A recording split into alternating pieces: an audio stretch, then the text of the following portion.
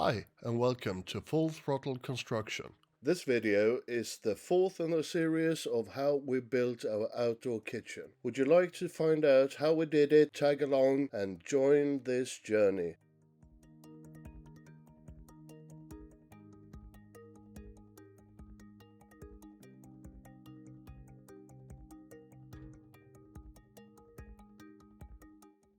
The plastering of the walls went fairly well, especially regarding I've never done it before. I did it by nailing these strips of wood about 8 to 9 millimeters thick and using them as a template of sorts to scrape off the mortar.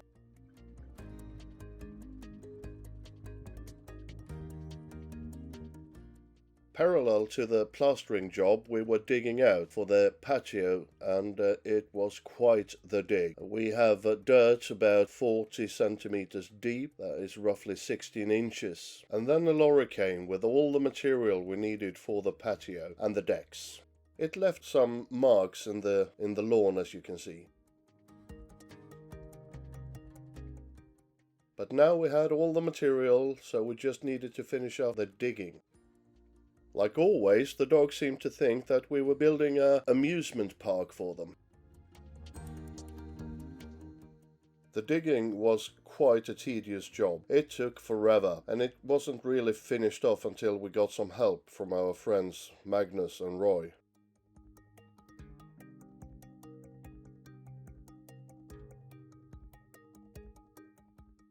But the day finally came when we were able to put the plinths into the ground, and they were many, and it was quite a hard work to level them off. So hard, in fact, that Rebecca needed to take a little bit of a nap. We used these geo-textile fiber thingies to prevent any growth of grass or any other growing things.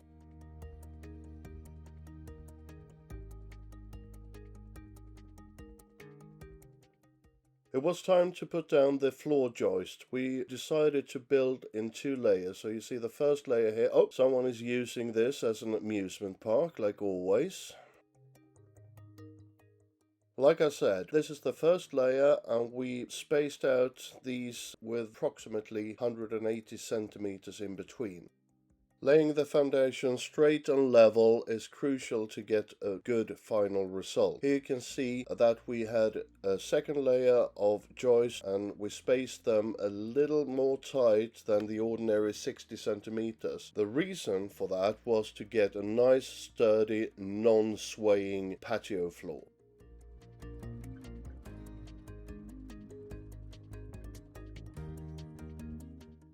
With everything leveled out, nice and flat, it was time to put down the second layer all over the surface of the patio.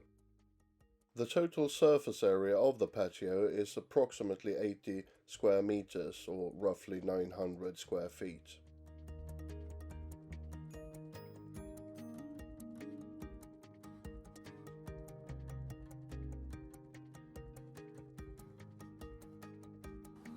Vinka till publiken. Hej publiken!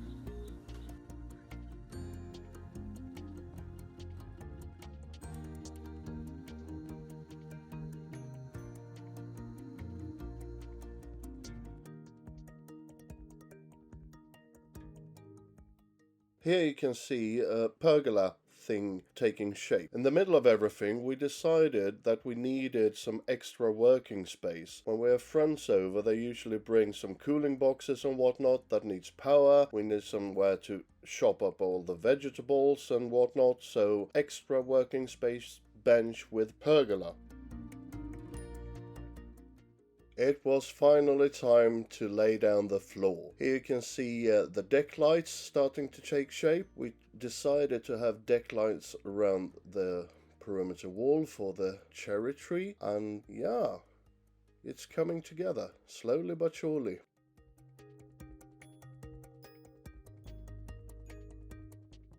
You can always rely on Chinese crested. If there is a sunny spot, they will take the opportunity to better their tan.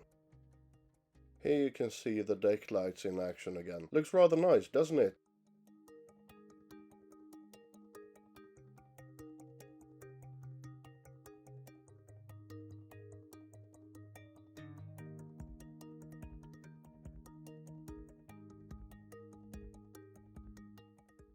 Finally halfway through laying the floor. It was a huge job. 80 square meters is 80 square meters. And while I was working, someone was not working. Well, that's the way it goes. I really like those deck lights.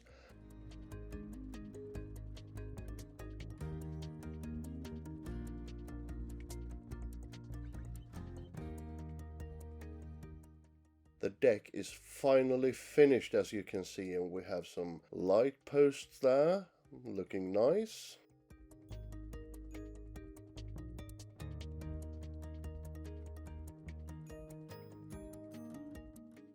Here you can see me resting a little bit, but we weren't finished. Have a look at this. Oh dear, more digging. Oh yes, we're going to build a deck on the outside of the bar as well.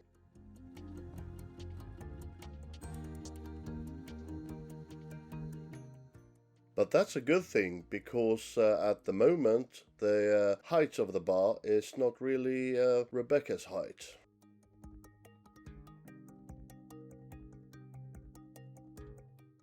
The deck covering the outside of the bar stretches about 4.5 meters by 7 meters. Oh, and here you can see me testing out how it's holding up for my weight, which is not unconsiderable.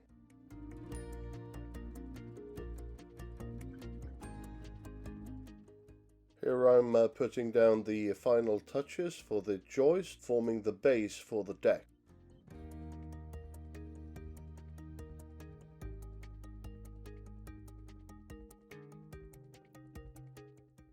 Yet again trying so it's holding up, and what do you know, all of a sudden there it was. The deck on the outside of the bar was finally completed.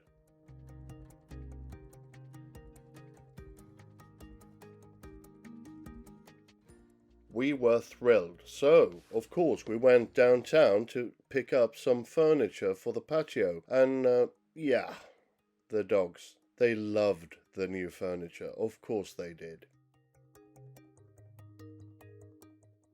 Rebecca and I were also thrilled. It came out much better than we had dared to hope. It was marvelous. We still have the inside interior of the kitchen to do, as you can see in the picture here, but coming to this point was truly marvelous. You can see the facial expression on that dog. It says it all.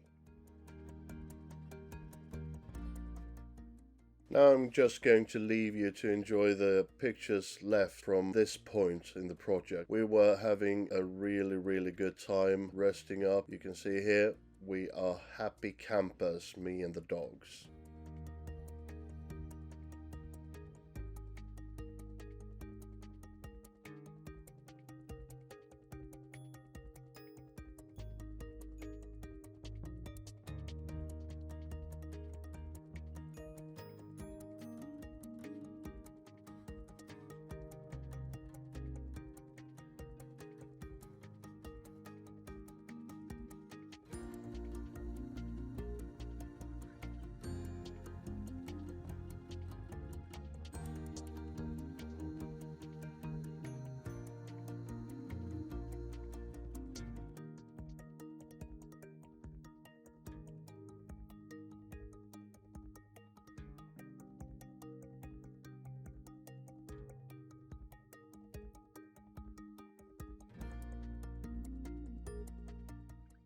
That's it for this video. I hope you enjoyed it, and in the next one we are going to show you how we built the pizza oven for this outdoor kitchen. Rebecca and I would like to thank you for watching this video, and until we see you next time, all the best. And like always, if you found this video inspirational and helpful to you, please like and subscribe, and don't forget to comment down below. Bye bye!